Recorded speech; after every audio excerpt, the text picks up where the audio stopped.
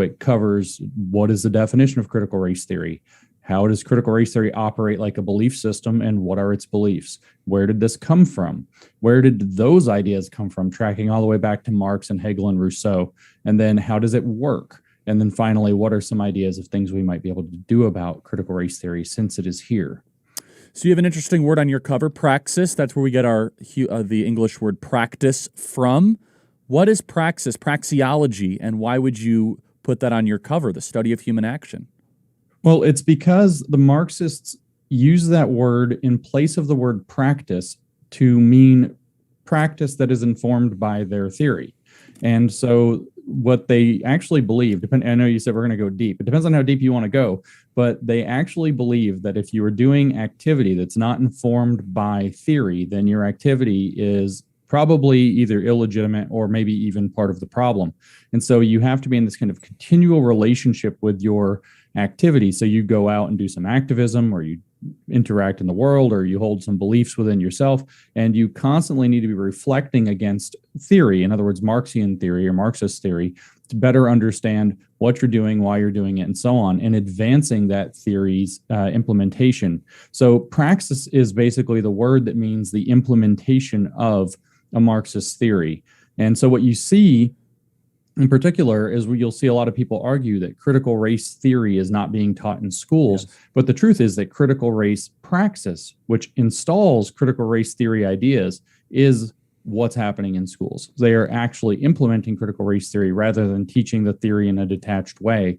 And that's their little linguistic trick to get around it. And we're seeing that at every corner. So I'll give you an example here that I want to explore with you. In Denver, you probably saw this, Denver Elementary School receives backlash for participating in Black Lives Matter Week of Action. Maybe you saw this or not.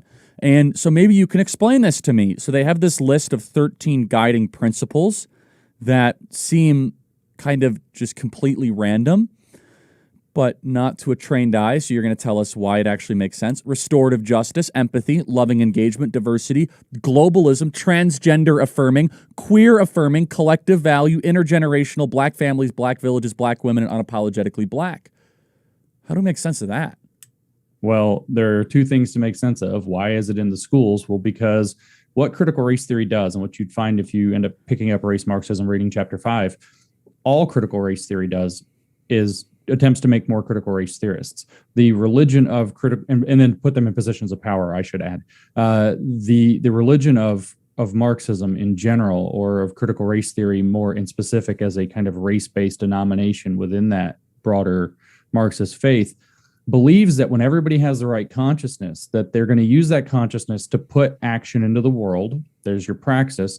And when everybody's putting the correct practice into the world, or praxis into the world, then what you're going to eventually have is the utopia. The communists called it communism, and the Marxists of today, using things like critical race theory, call it justice, which is just a euphemism for communism, as they like to do. So why are they doing this in the schools? Well, because that's all they do. They literally think that it is not just appropriate, but necessary to replace the lessons in every single subject with consciousness raising. And if it's critical race theory, it's racial consciousness raising. You mentioned queer and transgender, so you have to have the queer, gender, whole sex, sexuality universe consciousness raising, in terms of that being its own Marxist approach to identity.